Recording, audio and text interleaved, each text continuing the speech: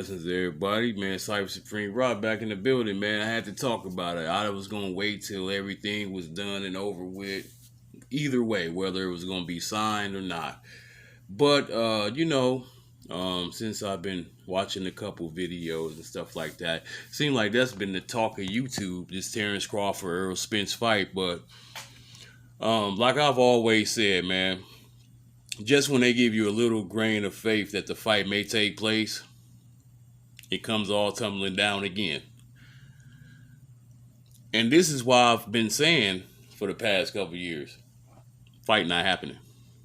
The fight is in jeopardy again. On the brighter side, if they do somehow agree to some terms, which it does not look like, it looked like it's about 90%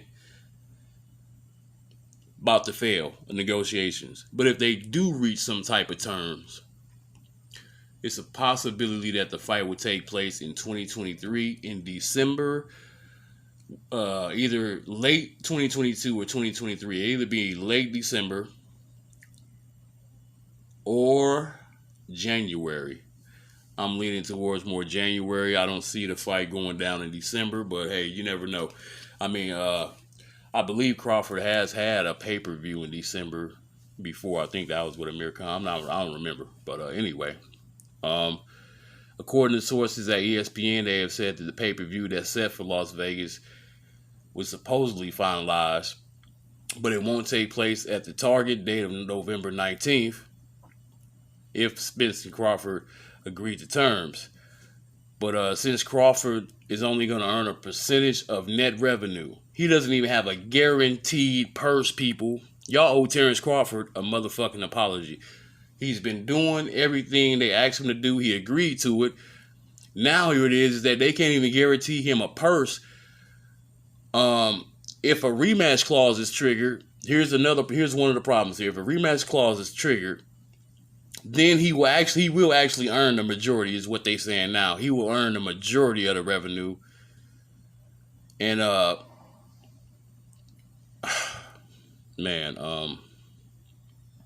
but they're not really getting back to him on that. He just wants to know what's going on as far as money on the back end and other things like that, and they're not really letting him know anything about that. This is like a big, major setback for this fight to happen, other than things we can't control like health problems, injuries, etc. You know what I mean? So it don't look like this fight, negotiation-wise, it is not really on Terrence Crawford's end. Y'all can stop saying that. This dude is not holding up this fight, and I can clearly see that. But however, the PBC is. Don't say it's because of the Kennan or whatever the fuck his name is from MTK or whatever. It's not because of that, because he didn't come to the negotiating table with that man. So it's not him. Rule that shit out. It's not that. So there's no injured biceps. There's no more detached retinas or none of that is stopping the fight or holding the fight up. But shit, man, it's time for him to move on and try to negotiate another fight with somebody else. This is what it looks like is going to happen. What's going to end up happening is once they don't agree to terms, both sides, this is what's going to happen. Terrence Crawford is looking to stay busy and fight. He just turned 35 years old. He's going to have to look for some smoke somewhere else. Maybe against the winner of the Catterall-Taylor fight. Maybe he can try to negotiate for terms with another PBC fighter, just not Errol Spence. Just because Errol Spence don't want to give him no action, or his team, or whoever the hell it is, they'll find action for him somewhere with somebody. Virgil Ortiz is out there. Far as Spence goes, Boots Ennis is out there. You got Keith Thurman out there. So we'll see what happens. Stagionis is out there. He's a mandatory as well. So we'll see what goes on with that. But it don't look like we're going to see no Bud Crawford Errol Spence fight. So it ain't Christmas time yet. So, and that's disappointing.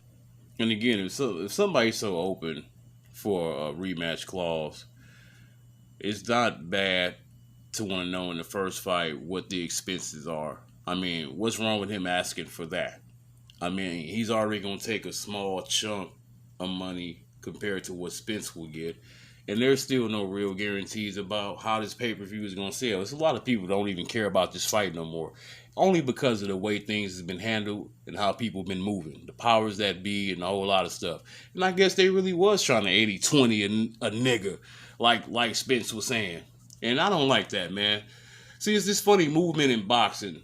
This diva mentality, this entitlement, and people being able to stand up over people. Cry like a little bitch when somebody do it to you, but when it's your turn, you bringing the same energy as the other funny moving motherfuckers out here, which people claiming they their own boss, they their own promoter, and you telling me two great fighters like this, especially when you got your own promotional company going on, can't get a fight done. I'm just saying, let's just keep it 100. Some people just need to keep their mouth closed and let their handlers handle them like they always do. Because you got handlers at the end of the day. You ain't moving by yourself. You got fighters you can promote, but you can't promote your own shit, huh? Okay. Venue was scheduled. Well, there was no real venue either. That's another thing. It was the city targeted was Vegas. Also, I heard Madison Square Garden was going to be one too. So in the wintertime, I don't think neither of the two fighters really wanted to go to New York and box. But Vegas, perfect place. Don't know what the venue would be or would have been, but it's looking like we won't have to even worry about that. I think both fighters are going to end up going a separate way, move on. Maybe try to meet at the negotiating table again sometime down the line next year or something. But that's what it looked like right now. Because there's no way Terrence Crawford is going to stay inactive. He's been training, staying busy, working hard. And I don't know if he's going to hang in there. And they might have to move on just like with the Pacquiao fight and let somebody else get it. This don't look good, man. It's not a good look for boxing. The fight everybody want to see ain't going down. That's what it looked like to me. And that's why I don't want to comment about who gonna win, who has the advantages here, there. When the ink dry, that's when I say, hey, we can talk about that. But I'm just making this video and rambling on just to say this. This doesn't need to really be a topic of discussion no more. Because these guys can get it done. Networks, the whole nine. There is absolutely, positively no excuses necessary why the best fight to be made in boxing cannot get made. Especially when the one side is already conceded to the terms.